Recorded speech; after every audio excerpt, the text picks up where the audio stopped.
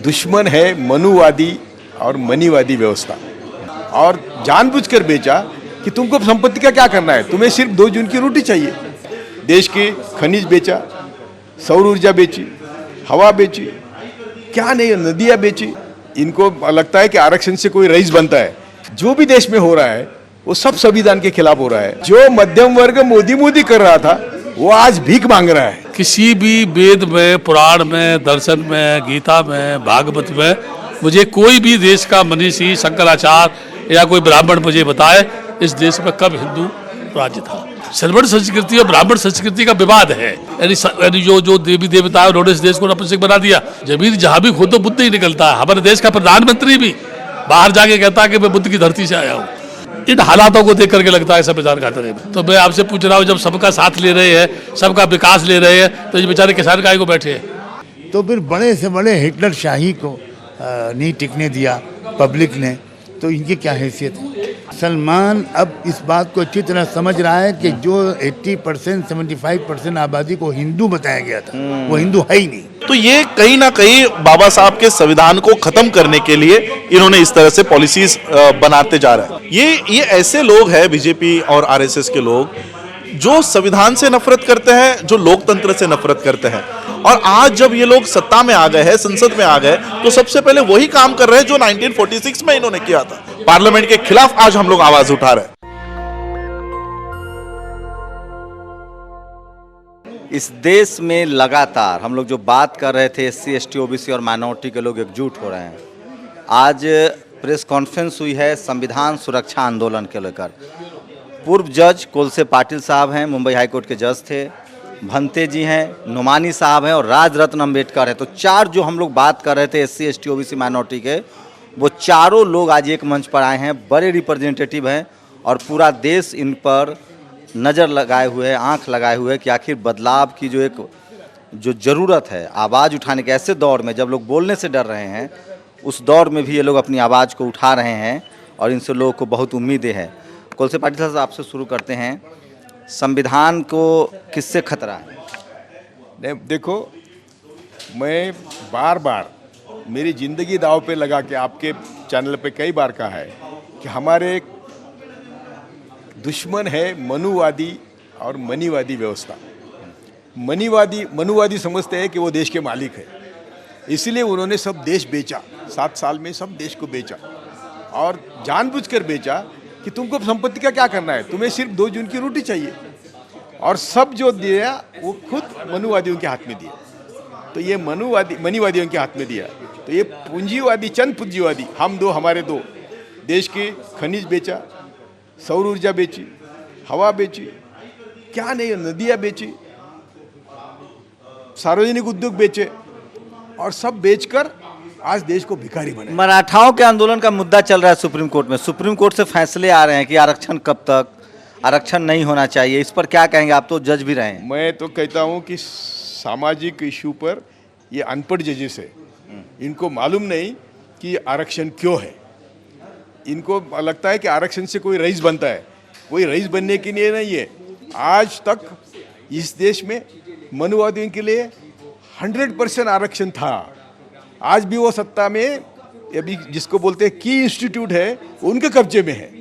तो आरक्षण इसलिए है कि हम देश के सब लोग मालिक हैं। हमको बाबा साहब ने हम भारत के लोग, यानी सब भारत के लोगों को मालिक बनाया है। मनुवादी सिर्फ मालिक नहीं है।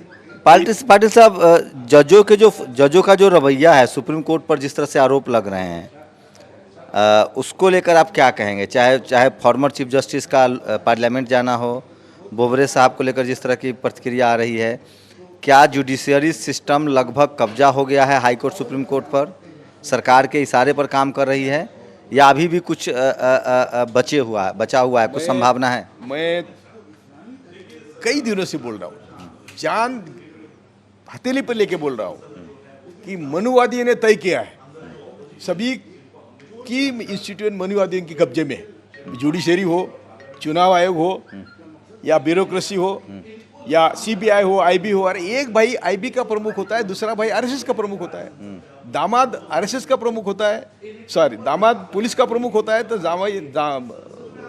ससुर RSS का प्रमुख होता है। तो सभी संस्थाएं मनुवादियों के हाथ में है। और मनुवादी ने तय किया है कि मोदी शाह जो भी नंगा नाच करेंगे उनको हाथ में लगाए। तो इसलिए आज जो भी देश में हो रहा है वो सब संविधान के खिलाफ हो रहा है, संविधान के स्पिरिट के खिलाफ हो रहा है। मनुवादियों की पकड़ बढ़ रही है। रास्ता क्या है पाटिल साहब, रास्ता क्या है? मैं आपके माध्यम से, मुझे मालूम है आपका काम, मैं आपके माध्यम से सभी SC ST OBC और सभी जाति धर्म के गरीबों को विनती कर रहा हूँ, जो मध्यम वर्ग मोदी कर रहा था वो आज भीख मांग रहा है, उनकी परमानेंट नौकरियां भी गई है। तो हम सब मिलके मनुवाद के खिलाफ लड़े। मनुवादी चंद देश में ज़्यादा से ज़्यादा जहरीली मनुवादी 1 लाख, ज़्यादा से ज़्यादा 1 करोड़ लोग होंगे, लेकिन वो हमको सबको नचा रहे हैं। हम सबको साथ आकर ये काम करना चाहिए। हम महाराष्ट्र में मुस्लिम, दलित, आदिवासियों को साथ लाने की कोशिश कर रहे हैं और वो हम यशस्वी होंगे। मैं आपके माध्यम से सभी देश के बहुजनों को विनती करता हूँ कि देश, प्रांत, भाषा, धर्म छोड़ के हम सब मिलके मनुवादियों के साथ।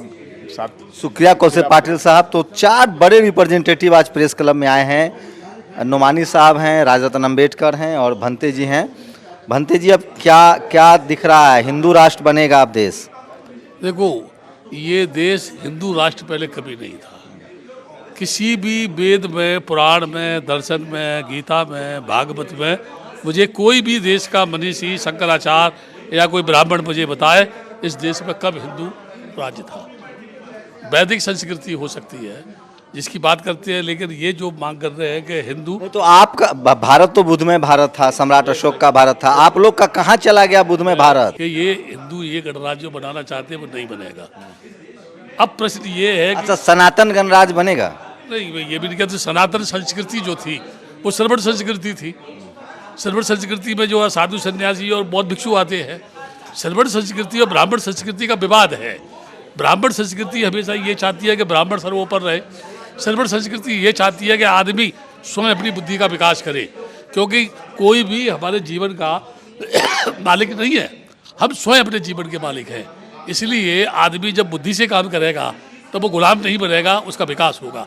और यहाँ तो पहले बुद्ध का यानी जो संस्कृति थी, और वो संस्कृति यहाँ से बामियान की गुफाओं तक, कहाँ ईरान, अफगानिस्तान था, जहाँ तक वो फैला हुआ था, है ना।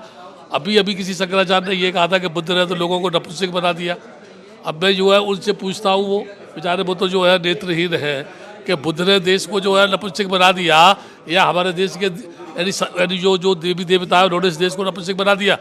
अभी प्रधानमंत्री ने लॉकडाउन के पीरियड में कहा था थाली बजाओ, मंदिरों में घंटे बजाओ, यज्ञ करो, पूजा करो, ये करो, वो करो। तो ये कोरोना वायरस खत्म हो गया क्या? है? ये तो दवा से खत्म होगा ना, ये तो ट्रीटमेंट करना पड़ेगा इसका। तो जो भंते लोग हैं, जो बौद्ध भिक्षु हैं, वो कहाँ विज्ञान का प्रचार प्रसार कर रहे हैं? आप लोग तो अपने अपने मठों में बैठे हैं। देखिए, आप ये शब्द मुझसे नहीं कह सकते हैं, क्योंकि मैं 50 वर्ष से मठ में नहीं बैठा हूँ। मैं निरंतर चल रहा हूँ, निरंतर। और आपको जानकर ये आश्चर्य होगा, 40 साल में झोपड़ी बना फूस की मैं हुआ। तो कहाँ बुद्धमय भारत जो था, सम्राट अशोक का भारत, चंद्रगुप्त मौर्य का भारत, बृहद्रथ का भारत, कल्चरल हेजेमनी चेंज हुआ। डॉक्टर अंबेडकर ने फिर आपको कहा कि बुद्धमय भारत बनेगा, आप लोग कहाँ पीछे रह गए? सुनो, बुद्धमय भारत आज भी है, ऐसा नहीं है कि नहीं है। जमीन खोदो बुद्ध ही निकलता है, जमीन जहाँ भी खोदो बुद्ध ही निकलता है। हमारे देश का प्रधानमंत्री भी बाहर जाके कहता है कि मैं बुद्ध की धरती से आया हूँ। जो भद्दे बने हैं हमारे देश में, वो भिक्षु जो बनते थे, राजाओं के राजकुमार बेटे, धनाढ्यों के बेटे, वो ये सोच करके बैरागी बनते थे कि ये अनित दुनिया है, क्षणिक दुनिया है, न कुछ लेके आए न कुछ लेके जाएगा। आज जो भिक्षु बन रहा है वो इसलिए बन रहा है कि मुझे मान सम्मान मिलेगा, लोग दान करेंगे मुझको। जो है वैराग की दृष्टि से जो भिक्षु बनता है वो ये जानता है कि मेरा कुछ भी नहीं है। आरएसएस से कैसे काउंटर करेंगे आप? आरएसएस से कोई बहुत बड़ा काउंटर नहीं है। मेरे जो है, मैं तो आरएसएस को मानता ही नहीं।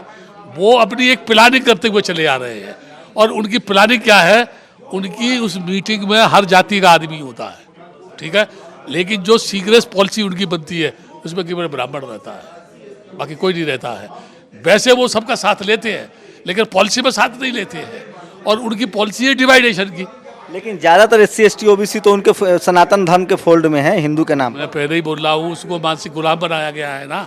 आज हमारे देश के अंदर जब ये प्रधानमंत्री कह रहा है, अगर राष्ट्रपति कह रहा है कि मैं अमरनाथ में आया, बद्रीनाथ में गया, किसी देवी के मंदिर में गया, जाके बोलता है हे देवी आपकी महान कृपा है कि मैं प्रधानमंत्री बन गया। उस आदमी से पूछो कि अगर सांसद लोग उसको वोट नहीं देते तो प्रधानमंत्री बन जाता वो? क्या उसको देवी ने प्रधानमंत्री बनाया? आपको लगता है संविधान खतरे में है अब? इन हालातों को देख करके लगता है संविधान खतरे में है। विज्ञान विज्ञान विज्ञान तो हमेशा ऊपर रहता है, विज्ञान हमेशा ऊपर है। तो अब तो धर्म संसद बनाने की बात हो रही है, नया संसद में पहले साधु बैठेंगे। जब जब इस देश के साधु सन्यासी संसद में बैठेंगे, मैं आपको ये बता रहा हूँ, तब तब इस देश का पतन होगा। साधु जंगल में अच्छा लगता है, साधु आदर्श में अच्छा लगता है, साधु त्याग में अच्छा लगता है, साधु जो है वैराग में अच्छा लगता है, साधु जनमानस को जोड़ने में अच्छा लगता है, साधु ह्यूमनिटी की बात करने में अच्छा लगता है, साधु जातविहीन समाज की स्थापना करने में अच्छा लगता है, साधु एक देश की एकता अखंडता को मजबूत करने में अच्छा लगता है। और जहाँ साधु सांप्रदायिक उन्माद पैदा करके एक हिंसा को बढ़ावा देता है, तब वो सुबाधु हो जाता है। तो कह रहे हैं हम सबका साथ सबका विकास। तो मैं आपसे पूछ रहा हूँ, जब सबका साथ ले रहे हैं, सबका विकास ले रहे हैं, तो ये बेचारे किसान काहे को बैठे हैं भाई? वो तो सबको साथ लेके चल रहे हैं ना, तो उनका भी भला करें जो है? ये करनी कथनी में अंतर है उनकी में। जो है नारा देते हैं कि सबका साथ सबका विकास, लेकिन चंद शब्दों में कहा जाए तो चंद पूंजीपतियों का विकास कर रहे हैं। तो देखिए, जब तक भनते लोग नहीं घर से बाहर निकलेंगे तब तक हालात ऐसे ही बने रहेंगे। राज रतन अम्बेडकर के यहाँ ले चलूँगा और सज्जाद नोमानी से भी बात कराऊंगा। 4 बड़े धरोहर जो हैं वो आज प्रेस कॉन्फ्रेंस किया है संविधान सुरक्षा आंदोलन को लेकर। राज रतन अम्बेडकर, जस्टिस कोलसे पाटिल और नोमानी साहब थे और भंते जी भी उसमें प्रमुख थे। तो जैसा मैंने आपको बताया था, SC ST OBC माइनॉरिटी की यूनिटी पर लगातार काम हो रहा है और एक बात तो तय है कि बहुजन एकजुट हो रहे हैं। नोमानी साहब उसको रिप्रेजेंट कर रहे हैं, वामसेफ के आंदोलन से भी जुड़े हुए हैं और लगातार SC ST OBC को एकजुट करें। नोमानी साहब, अब क्या विकल्प दिख रहा है? किसान नहीं है, दलित पहले हमला हुआ, मुसलमानों को टारगेट किया गया, किसान को टारगेट किया गया, अब क्या होगा, आगे क्या लग रहा है? देखिए, मैं बहुत पुरुम्मीद हूँ, इस वजह से आशावादी हूँ कि जितना जितना ये जुल्म बढ़ रहा है उतना उतना देश के अंदर एक जागरूकता की अवेयरनेस बढ़ रही है। दूसरी बात ये कि अलग अलग जो लोग संघर्ष कर रहे थे, मुस्लिम अलग, क्रिश्चियन अलग, सिख अलग, किसान अलग, मजदूर अलग, महिलाएं अलग, SC ST के लोग अलग, अब ये महसूस कर रहे हैं कि अलग अलग संघर्ष करने से काम नहीं चलेगा। अब अलग अलग संघर्ष को जारी रखते हुए हम सबको मिलजुल कर भी संघर्ष करना पड़ेगा। इसी बुनियाद पर पिछले साल ये संविधान सुरक्षा आंदोलन की स्थापना हुई थी और बड़ी तेज़ी के साथ इसको रिसेप्शन या अप्रिसिएशन मिल रहा है, इसको एक्सेप्टेंस मिल रहा है बहुत ही तेज़ी के साथ। तो मुझे लगता है कि ये थोड़े दिन की बात है, ये संघर्ष और आगे बढ़ेगा, जागरूकता बढ़ेगी, तो फिर बड़े से बड़े हिटलर शाही को नहीं टिकने दिया पब्लिक ने, तो इनकी क्या हैसियत है? क्या लग रहा है अब जो धर्म और जाति के नाम पर जो लोग बांटा जा रहा था, वो खाई आप लोग कम कर पा रहे हैं, वो ब्रिज कम कर पा रहे हैं? बहुत तेज़ी के साथ कम हो रही है। मैं तो यहाँ तक कहने को तैयार हूँ कि जितनी हमको उम्मीद थी उससे ज़्यादा तेज़ रफ्तारी के साथ कम हो रही है। और इसमें सिर्फ हमारी मेहनत को दखल नहीं है, इनके अहंकार को भी बहुत दखल। लेकिन आप लोग के पास कम्युनिकेशन नहीं है, मीडिया नहीं है, सोशल मीडिया से कब तक काम चलाएंगे आप लोग? इस देश में कोई भी, चाहे वो मुस्लिम कम्युनिटी का हो, शेड्यूल कास्ट हो, पिछड़ा समाज हो, CM PM बन गए लोग, लेकिन एक मीडिया नहीं खोल पाए आप लोग। बात सही है कि ये कमी है हमारे अंदर, लेकिन सोशल मीडिया भी कोई मामूली चीज़ नहीं है, वॉइस ऑफ द वॉइसलेस है। आप लोगों के माध्यम से हमारी बातें पूरी दुनिया में पहुँच रही। मुसलमानों को डराया जा रहा था हिंदू हिंदू हिंदू बोल के, क्या वो डर खत्म हुआ है? नोमानी साहब, ईमानदारी से बताइए, एक आम मुसलमान को अब लगने लगा है कि दलित हो या पिछड़ा हो या माइनॉरिटी हो, वो मेरे साथ है, यहाँ तक किसान मेरे साथ है। मुसलमान अब इस बात को अच्छी तरह समझ रहा है कि जो 80% 75% आबादी को हिंदू बताया गया था वो हिंदू है ही नहीं, और ये बात मुसलमान नहीं जानता था।